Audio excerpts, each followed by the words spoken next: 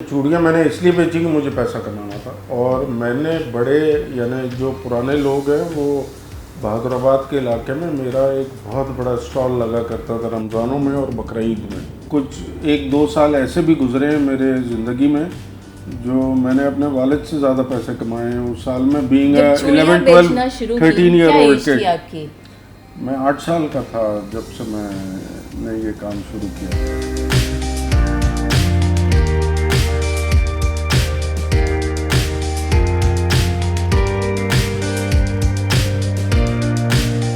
अस्सलाम वालेकुम। Programme feel the passion के साथ मैं हूं आपके होस्ट शाहीन अतीक।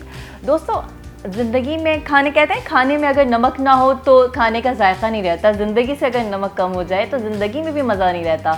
और नॉर्मल हम बातचीत जब करते हैं नमक की और ज़िंदगी के फ्लेवर की, तो जो नेचुरली हमारे टेबल सॉल्ट है, इसके अलावा भी जो है सॉल्ट इंडस्ट्री की हम बात करें तो हमारी ज़िंदगी के मुख्तलिफ जो प्रोडक्ट्स हैं हम इस्तेमाल करते हैं। हमारी लाइफ में नमक का बहुत अहम दखल है जो हमारी ज़िंदगी को खूबसूरत बनाती हैं, हमारी ज़िंदगी को कई रंग देती हैं। लेकिन हमें अंदाज़ा ही नहीं होता। हम समझते हैं कि सिर्फ जो टेबल पर सॉल्ट है वही हम आम इस्तेमाल के जो नमक है वही हम खा रहे हैं, उसी से हम जायका हासिल करते हैं। नहीं, सॉल्ट इंडस्ट्री के हवाले से अगर बात की जाए पाकिस्तान के हवाले से, तो पाकिस्तान इस हवाले से काफ़ी रिच भी है और काफ़ी काम भी हो रहा है इस पर।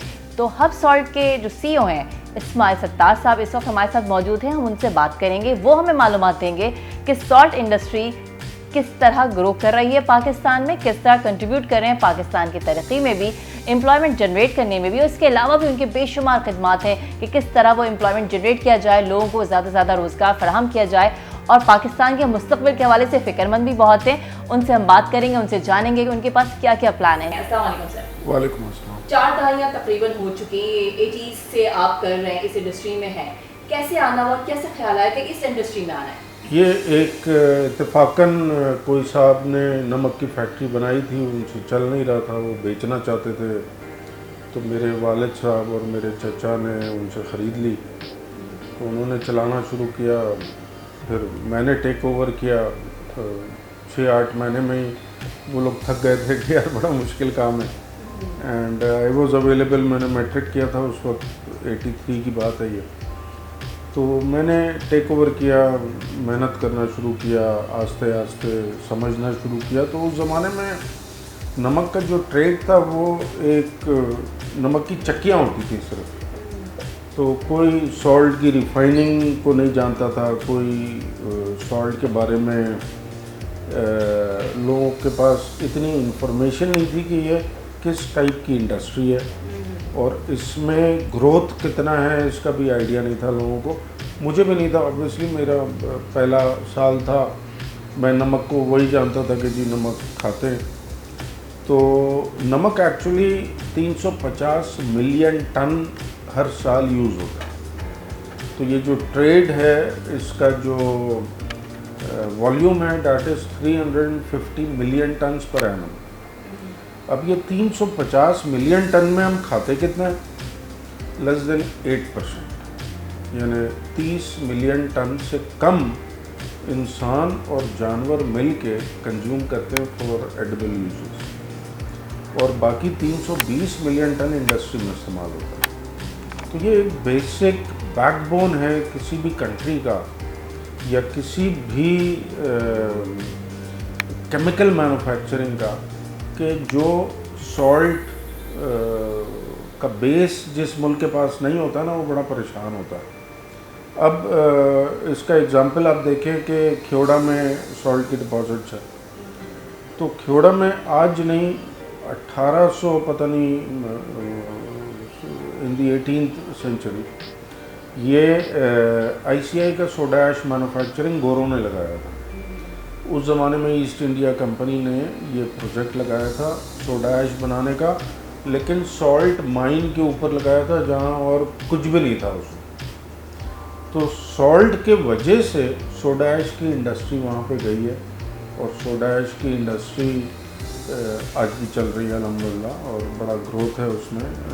और उसके अलावा जितने कॉस्टिक सोडा की मैन्युफैक्चरिंग होती है उसमें भी बेसिक रॉ मटेरियल है सॉल्ट। अच्छा, आप मैट्रिक के स्टूडेंट थे उस वक्त जब आपने इंडस्ट्री को संभाला, इस शोबे में आना चाहा कि हाँ अब आप संभालेंगे, उस वक्त कितनी हर्डल्स आई होंगी, आपका तजुर्बा भी कोई नहीं था, क्या आपको इतनी इसमें मार्जिन नजर आ रहा था, वो क्या चीज़ थी, वो पैशन था कोई, कि आप समझ रहे थे कि शायद मुझे हैंड ओवर कर दिया है? तो लोग जानना चाहते हैं कि आप खुद भी इतने ज़्यादा आपकी ग्रोथ नहीं हुई थी बिजनेस साइड पे, बचपन से माहौल मिला होगा आपको बिजनेस का, एक अलग बात है, लेकिन कितना टफ रहा आपके लिए वो सक्सेस?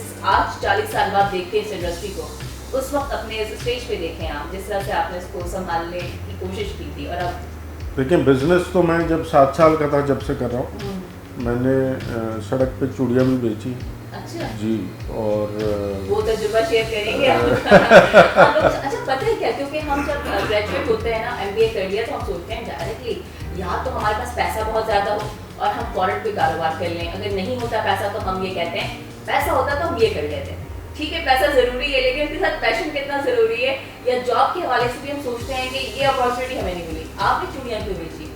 लेकिन चूड़ियाँ मैंने इसलिए बेची कि मुझे पैसा कमाना था, और मैंने बड़े यानी जो पुराने लोग हैं वो बहादुराबाद के इलाके में मेरा एक बहुत बड़ा स्टॉल लगा करता था रमज़ानों में और बकरीद में, और फिर मैंने 5-6 साल के अंदर फ्रेंचाइजेस बना दिए थे उसके। तारिक रोड में कुछ 1-2 स्टॉल लगते थे, गुलशन में लगते थे, and I use to monitor the sales plus give them technical advice, और कुछ मैं अपना शेयर रखा करता था उस ज़माने में उनमें।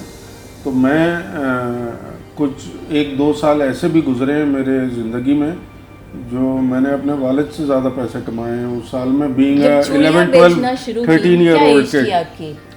मैं 8 साल का था जब से मैंने ये काम शुरू किया। तो वो क्लिक कैसे किया कि आपने चूड़ियाँ बेचनी है, घर वालों ने कहा? क्लिक कैसे किया कि मैंने अपने वालिद साहब को पहली दफ़ा कहा कि बड़ा रश लगा करता था रमज़ानों में, और हम एक कमर्शियल एरिया में रहते थे, हमारे घर के पास बड़ा रौनक लगा करता था, तो मुझे बचपन से शौक़ था कुछ ना कुछ बिज़नेस करने का।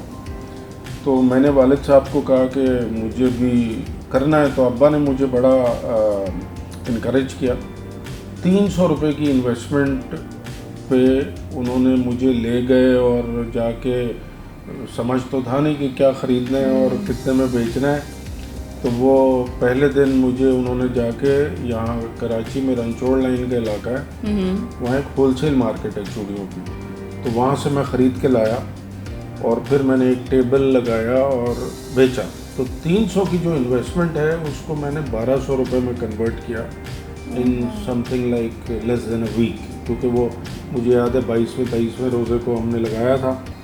बट उस 7 दिन में मुझे ये लर्निंग हो गई कि मैंने जो चीज़ें ख़रीदी थी, मिसाल के तौर पे 5 मुख्तलिफ आइटम ख़रीदे थे, तो उसमें से एक आइटम वो था जो ज़्यादा बिकता था, उसकी डिमांड थी, और 4 आइटम मैंने वो ख़रीदे थे जो सिर्फ शादी ब्याह में यूज़ होते थे, बहुत ही हाई एंड टाइप के, क्योंकि नॉलेज नहीं था। बट नेक्स्ट ईयर जो 2 महीने बाद बकरीद आया, तो मैं फिर हैदराबाद गया बस में बैठ के, और फिर हैदराबाद से मैंने बाइंग की, और अच्छी वाली बाइंग की, और वो मैंने कोई 1000 रुपये की इन्वेस्टमेंट मुझे याद है कि की थी, और बड़ा राइट प्रोडक्ट लेके आया था और उसको बेचा था। तो बकरीद में भी बेचा था, और फिर उसके बाद अगले साल ईद में भी बेचा, और फिर इट केप्ट ऑन ग्रोइंग। 5-6-7 साल मैंने किया ये काम।